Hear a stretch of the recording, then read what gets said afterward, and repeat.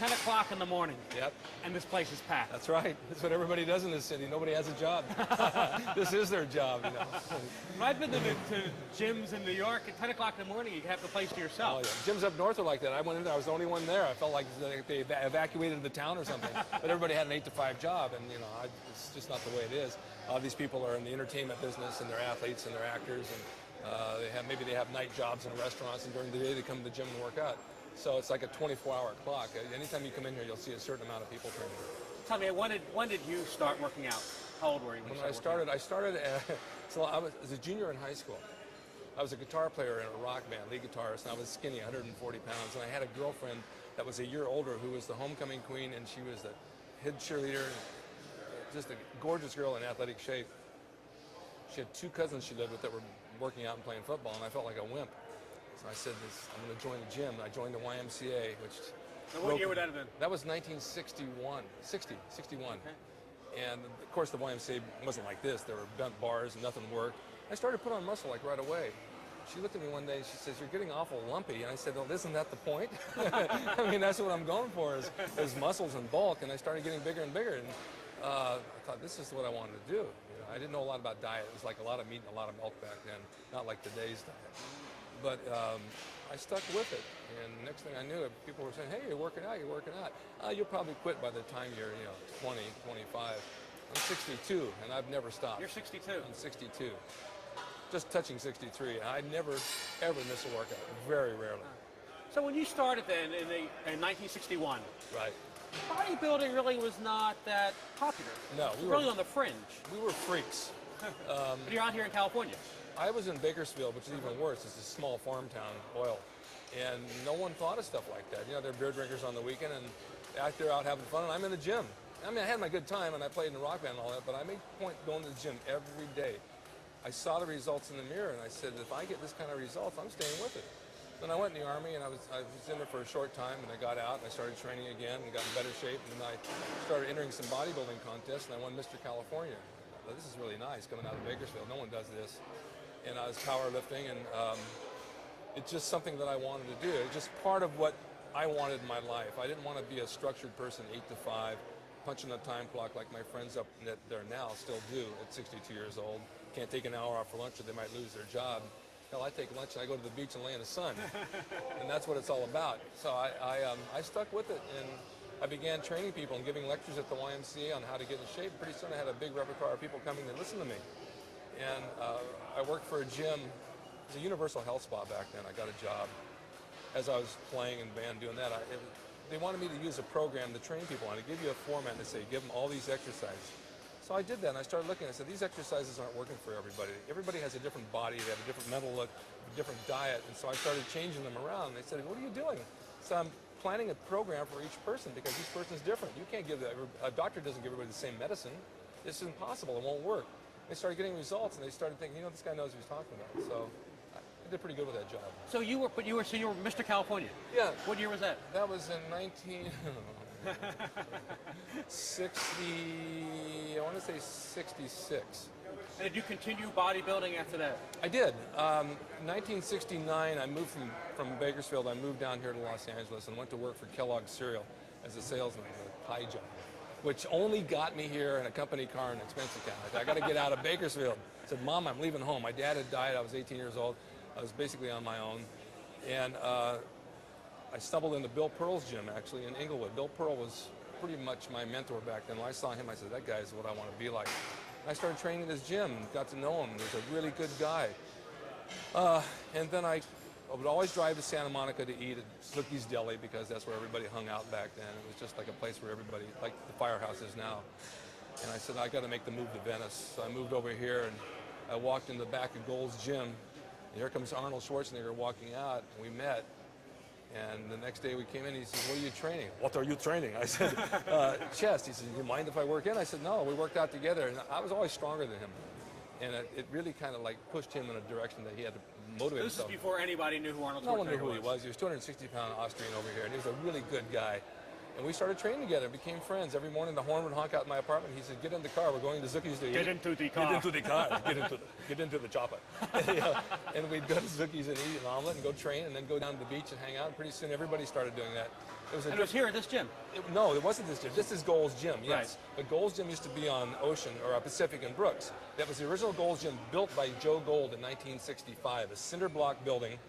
He charged $60 a year if you had the money. If you didn't have the money, he said, I'll just go ahead and work out. And it was a different deal back then. The guys hung together. It was a camaraderie. We had parties on the weekends. We went down the marina together, went to the beach together. It was a small group of guys that really got along well. Zippy's Deli together.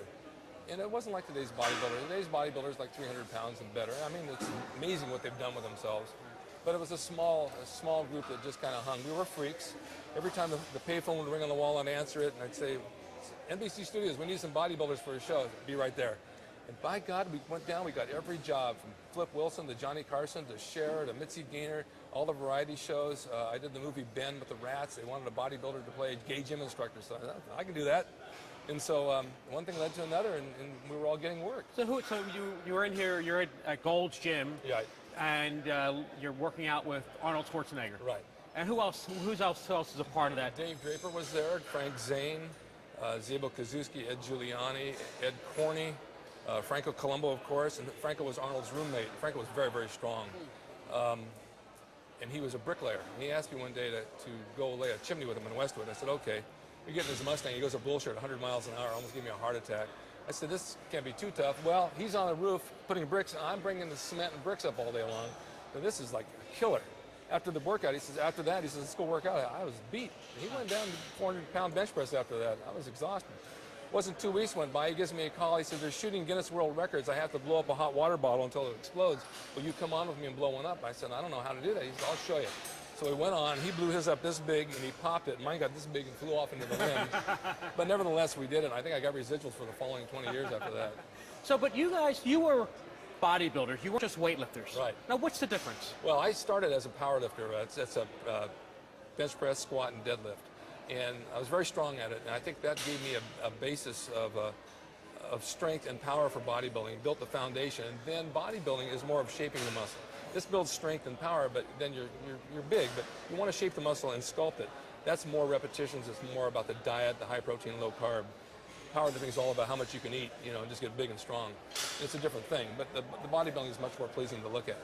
But you were, so back then in the 60s when you were doing this, you said you were freaks, but you were unique. There weren't that many people like you. No. You look down the street and people look at you like, oh God, look at that guy, look at the size of that guy. And it was kind of fun, it sets you apart from the rest. And then nowadays you look around this gym, I think about 80% of the people in here are in great shape.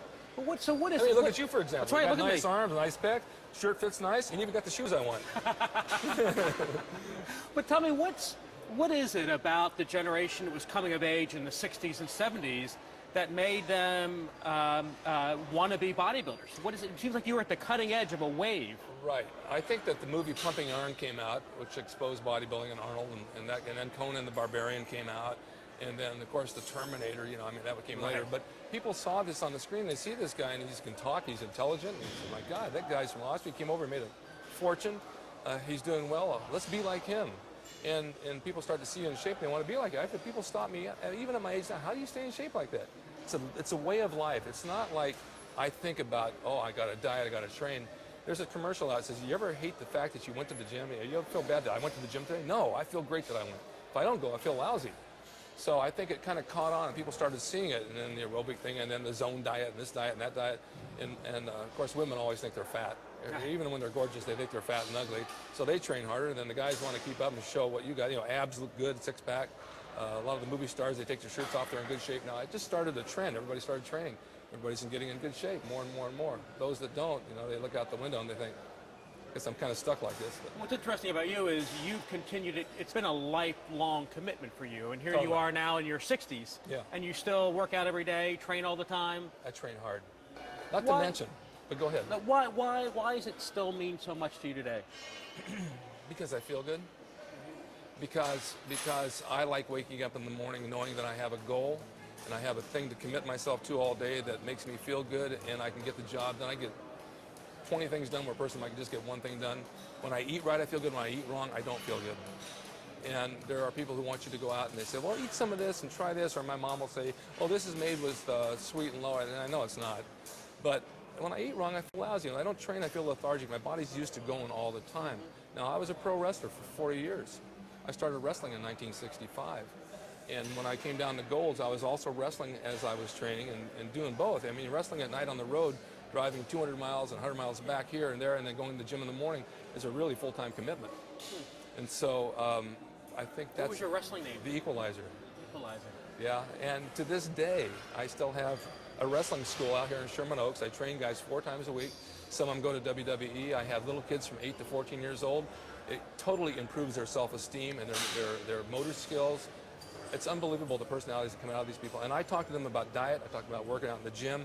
You want to be a wrestler, that's fine. You get all those aerobic workout, work out in the gym, eat right, but do your homework and get an education and put it all together in one package. So a lot of your mission today is not only keeping yourself in shape, but also passing on your knowledge to the next generation. Absolutely. I think it's so important to share your knowledge, and when you do, you get better at what you do. You know, you're here for one purpose, is to go through life, but share all your knowledges with other people and watch them grow. It's not about money, it's just about watching them become what they want. They're fulfilling their dream. What do you think? Do you think that the kids today who are growing up are more receptive to your message than your own generation was? Yeah, absolutely. A good example is when I have these kids come over to train with me, and they're anywhere, like I said, from 8 years old. The oldest student I have is going to be 60. His dream was to become a wrestler at 60 years old, just one show. He trained with me for 2 years. He's lost 75 pounds. He's in better shape than he's ever been. He was dyslexic and ADD. He listens to me.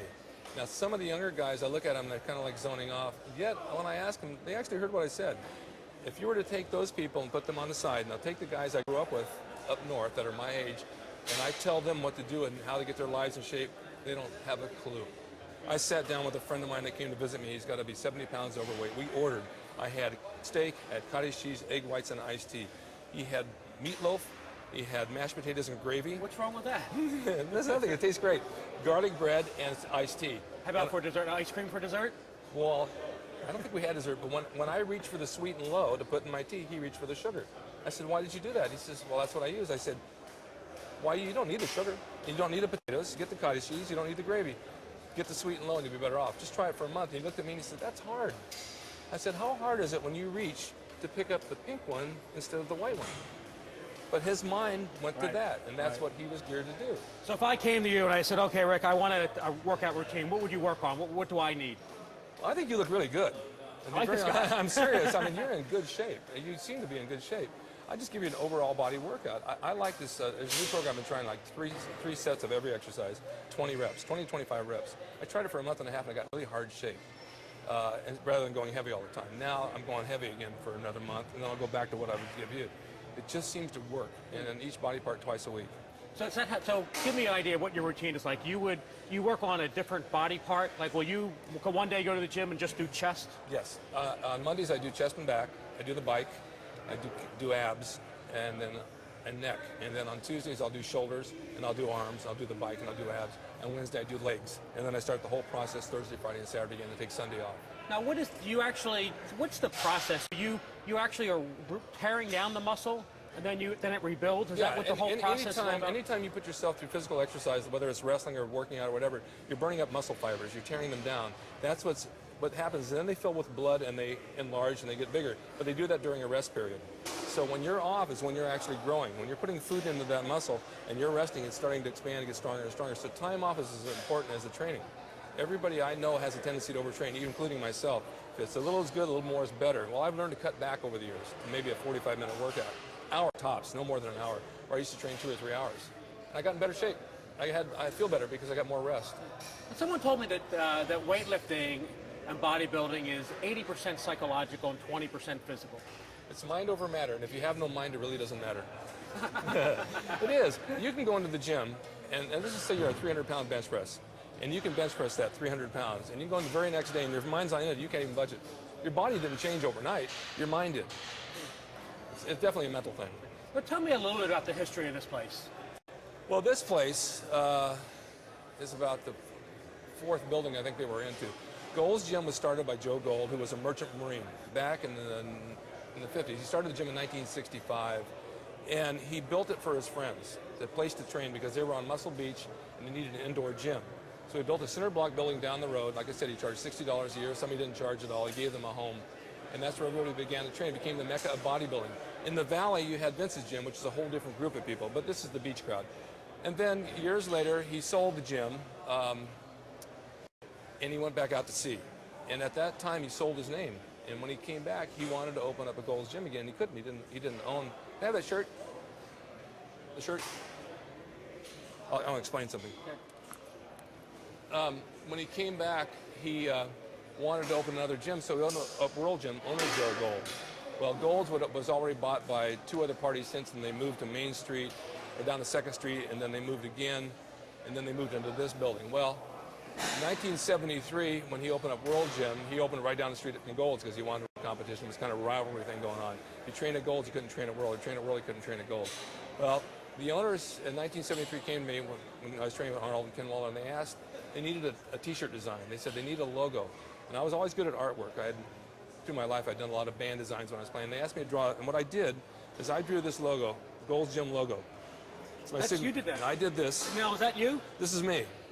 I'll tell you why. It's my signature right there. This was done in 1973, and I still have the original shirts. I have 4 of them on a napkin in Zucchi's Deli, and I still have the napkin. I went with Arnold and Ken Waller. I said, we need a design, so I sketched it out, and I said, here you go. Went and printed a dozen shirts, and they became the largest selling logo in the world. Really? In the world. Now, I had drawn the bald man because I said, someday I'm going to shave my head, and that's what I want to look at. I want to be just like him, and that's what it came out to be. That's fantastic. What size is this? That's mine. You can't have Extra it. large. I'll get you one up front. I'll get you one up front. So anyway, that logo took off, and then Joe Gold came to me after that, and he said, can you do one for the World Gym, which I did, the Gorilla, which is still around today. Yeah. And then Gold's moved into this building, and it was taken over by a couple of different people, and then changed hands again. And they built it into a huge place. I mean, you can see now, you can get lost in here. It is massive. And the thing, when you walk into a gym like this, I mean, there's a lot of this modern equipment and lots of aerobic stuff, and this is really a well maintained gym with the very latest equipment. Yeah. Give me an idea what it was like when you were working out 30 years ago. How was it different?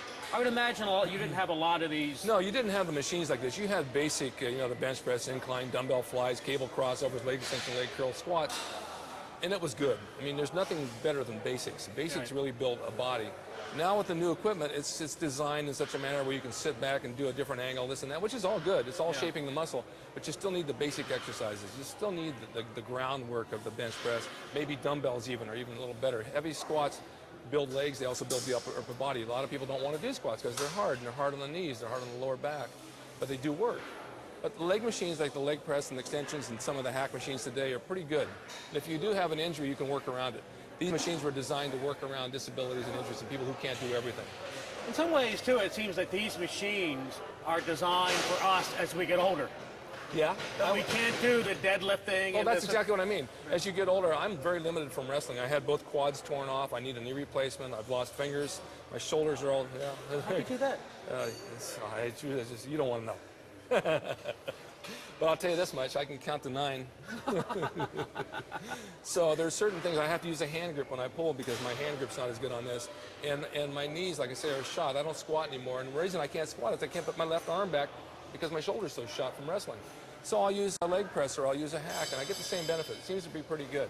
So yes, they did build these machines, not probably knowing for older people who just can't move like they want to anymore. It's just amazing. I mean, this guy's doing crunches over here. Basically, it's a sit-up. Yeah. But he's crunching, and I don't even think sit-ups are any good. Years ago, people say, how do I reduce my waist? I do 200 sit-ups a day. I said, you're only... Liposuction. Well, yeah, what are you talking about? Just go get lipo. Sit-ups aren't any good anyway. They hurt your lower back, and they build your stomach out, and they build it out. It's not going to... You can't spot reduce something. You have to diet. And that's 80% of what we do. If you watch your carbs and you keep your protein high throughout the day, you're definitely going to lose body fat. It's just the way it is. You tell women that, and they say, but no, that doesn't work for me. I have to watch my calories or count this. Believe me, you get back to a bodybuilding diet, the Zone diet, the Atkins diet, all these Beverly Hills diets, high protein, low carb. They just put these stupid fancy names on them so they can make extra money. Just go back to the egg whites and meat and cottage cheese and stay away from the sugars, and you'll be fine. So what's the future of bodybuilding and weightlifting? Well, it's escalated now. You can't tell the men from the women. I don't know who's who anymore. I'm not sure I even care. But it's probably going to keep going that direction because everybody wants it extreme. I mean, I'm an old school wrestler where you tell a story and you do your thing, good versus evil. Now wrestling's gone into a different market, and as they're driving 18-wheeler trucks through the ring and doing whatever they can to go extreme. It has to stop somewhere. You got to stop it somewhere, or it might revert back to where it was in the beginning. I don't know. It's just crazy. You know what? The one thing that I have difficult time understanding is there are so many members of our generation, some not many like you, but who are in good shape, who care about their diet, who work out all the time, who are in a gym like this on a nice sunny day. But most of our generation is actually overweight. They eat lousy food. They eat fast food all the time. They're to high, unprecedented levels of obesity, of adult onset diabetes. How do you explain the contradiction between a generation that both is obsessed with working out and obsessed with food? Well, it's a mental laziness, and you see it in the little kids. My daughter's 15. I look around her school, and most of those kids are really fat and overweight. And you look at the parents, and they are too, and you see what they've given them on the table. My son works in a restaurant. He'll tell you they throw French fries and shakes and all this crap at them, and they're really doing them a lot of harm. That to me is child abuse. Keep that child on a good diet, especially if you've got a weight problem. My daughter's in great shape. She eats right. I've seen a girl 15 years old has her chicken and her broccoli. Normally it would be fries and a shake and all that. But when you get to people like that who are obese and they want to do something, they don't have... It's hard for me to understand not having the willpower to do something. How can you not want to be better at what you do? And they sit down and eat, and I see what they order, and they say, well, I just can't. I had two people I train like this. I just can't eat like that. I want to get good, but then I go and I order the cheeseburger and the fries. I said, why? I said, because that's what I want. I said, it's not good for you. Why do you want to kill yourself? And they just can't control it, and it really upsets me because I can't help them, and I want to help them. I want to say, just do it this way, and you'll be better off. You're going to die. But it doesn't do any good. Get back to your point, a lot of it's mental. It's all mental. It's not just coming to the gym. It's about making decisions all day long. All day long. I mean, if you come to the gym, that's a good plus. But it's not the miracle. You got to go, when you leave the gym, you got to go eat. And you got to order right. And it's just as easy to go to a fast food place. You can go to a Carl's Jr. and you say, oh, that's a grilled chicken breast. Give it to me without the bread and give me a baked potato. I can go any fast food place and eat right. I know how to order. I can go to In-N-Out Burger and get 2 burger patties on lettuce, and I got my protein right there. I don't have to have the bread. I won't eat French fries. It doesn't even appeal to me. So if it's an excuse that I don't have time or I have to eat fast food, that's a poor excuse. There's El Pollo Locos everywhere. Chicken breast. How can you go wrong in broccoli? You can't go wrong. Go and order it. No, I got to have the taco and the burrito and this and that. It's like killing yourself. Rick, thank you. I learned a lot. I appreciate it. I did too. You're gonna. I want to be just like you when I grow up. You know why? I'll tell you why. Why? Because to be like me is too hard. Yeah, I can count to 10. Yes, you can. That's all right. I saw your head going, oh yeah. He's running out and getting a burrito for lunch. That's why. Now he's going to get chicken and broccoli. He's sort of thinking right now that chicken breast and broccoli. Really? I'm going to go to the firehouse and I'm going to have steak, egg whites, but I'm going to have blueberry pancakes with it. That's okay once in a while. They're multigrain. Yeah, I mean, it's there. You can do it. Yeah, you can't go wrong. You guys ready? Okay. Do you need a clap or you still rolling? Okay. So Rick, there's a lot of people who are now in their 40s or in their 50s who maybe worked out, maybe were athletes in high school or maybe in college, haven't worked out in a long time, their kids are a little older, they got a little free time in their hands.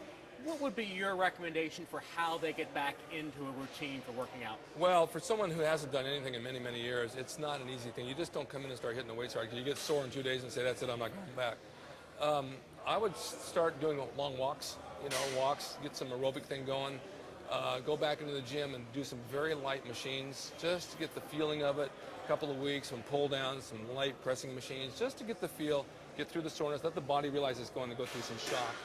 Once you get about 2 weeks into it, then you start hitting a steady routine, little by little, build up, build up, build up. After about a month, you're ready to start to go again. You don't want to shock your body and tear it up because your lower back will go out and it's really hard. Which one of the points you made is that a lot of times people, when they work out, they overtrain. Yes. And the period of rest is actually just as important as the workout itself. Yes. Because, well, if you're training hard and you go home and you haven't trained in a while, you're really going to get stiff and sore. You probably won't even be able to walk. I've been there before. And it's almost like you feel you did the wrong thing. but resting will help it. You know, I mean, if you get sore, you ice it too, but you have to have the rest. And even when even on your days off and you think you're not training, you still have to eat right because your body needs to be fed. You can't run a car without gas, and you can't run your body without the proper fuel. So if you've torn it down, you're tearing it down, and it's really tired and it's sore, put some good food into it, like every 2 hours. Keep that motor running, keep the motor running. And the more you do this throughout the day, your metabolism speeds up, and it starts to go faster, like a burning flame, like throwing wood in. It's going, it's going, it's going, it's going. Pretty soon it's burning fat at a high rate, and you start to feel better. Because your metabolism slows when you don't do anything. So what are the benefits? If you were outlining sort of the 5 top benefits of going to the gym and lifting weights, other than just getting muscle, what are they? Well, muscle is just a side effect. That's a bonus. I think number 1 is your body coordination, your feeling of being physically fit, knowing your body's functioning, your digestion, your elimination. It's a big factor right there. You don't eat right, you don't eliminate properly. Your mental attitude, your self-esteem, your self-worth, your ego, and your everyday presence. You start to stand straighter, feel more confident. It will help you in your daily work with people, in your job, and you just start feeling more like a live human being. You feel better about yourself. The minute you start not to train, you eat wrong, and you start to slump, and your posture goes, and you start to eat. People see this coming and say, oh, that poor guy, look at him. And when you stand erect and you feel good about yourself, people want to gravitate towards you, and it opens the doors for more things in your life, absolutely.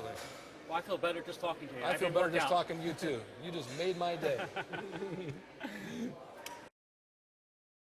Went home, walked around for 4 days, figured it was going to heal, and it didn't, and I fell out my back door and ripped my left one off. They sewed these 2 fingers back on. They're frozen. This one I have home in a jar. I show all my kids' friends when they come over. But it's okay. I mean, it's different. It's that if I go see scary movies, I can't hide my eyes. I had a friend come over last night. I said, I'm 3 blocks from Burbank Boulevard. He came over and he said, it's 4 blocks. I said, but I can only count to 3.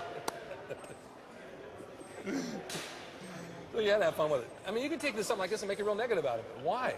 I have more fun. Right. I have a plastic finger, I should have brought it, and I take it in a restaurant, I'll put a knife, cut it off, say, oh my God, that knife's sharp, and the finger's laying out there, and give these waiters a heart attack. That's fun stuff. You know what? You got to keep a smile on people's face. And that's another thing I think to keep you young. If you have a good attitude and you have comedy in your life and you joke around and take things lightly, you don't stress out, you live longer. That's when I realized I could never really work for a living, so I decided to... You can't work for a living. Yeah. Gotta have fun. But tell me, seriously, tell me about the culture of Muscle Beach. Everyone has heard about Muscle Beach. What exactly is Muscle Beach? Well, the actual real Muscle Beach was not here in Venice. It's in Santa Monica. It was just south about 200 yards from the pier. They had rings. They had chin-up bars, dip bars. They had a platform with some weights. Steve Reeves and all the bodybuilders in the 40s and 50s would go down and work out, and they'd pose, and they actually had muscle competition on the beach. Back then in the 40s and 50s, this was a big thing. You know, there's Steve Reeves, Hercules from the movies. Right. And that was a real culture of bodybuilding. It was just a close-knit group of guys, just a handful. And then the city decided that they didn't want Muscle Beach down there. It drew a bad element. People coming to watch. I think there was a rape on the pier, and one of the bodybuilders was accused of it. And so they pulled it off the beach. So they didn't know where to go, so they took all the weights down, I think it was on 4th or 5th Street, and they put it into an underground building called the Dungeon. That was Muscle Beach. It had leaky pipes, the bricks were all old, it was a depressing place, but that's where they worked out. Then they took it from there and they moved it next to a smorgasbord, and the smorgasbord said all you could eat for like, $3. When the minute the bodybuilders came in there, they changed the sign to the best you could eat. No more all you could eat. So it started back then, in the days of Steve Reeves, and everybody knows who Steve Reeves was. Yeah. I don't know if the young kids do because I know they don't even know who I am. That was the real bodybuilding days. And now it's over here now. It's right out here, isn't it? It's over here now. Yeah, it's owned by the Parks and Recreation. Even back when I was training in 1969, 70 down there was just about maybe 10 guys that trained on the beach. The beach was not like this. It didn't have the kiosk and all the little vendors. It was just a handful of people and a bunch of homeless, and we all trained and hung out. Now you can't even walk around down there. I mean, everybody's got their little tents selling socks and underwear and sunglasses. It's not the same deal. And then the pit now is huge, and it has a ton of guys working it. It's not the same atmosphere. I don't care for it, but that's okay.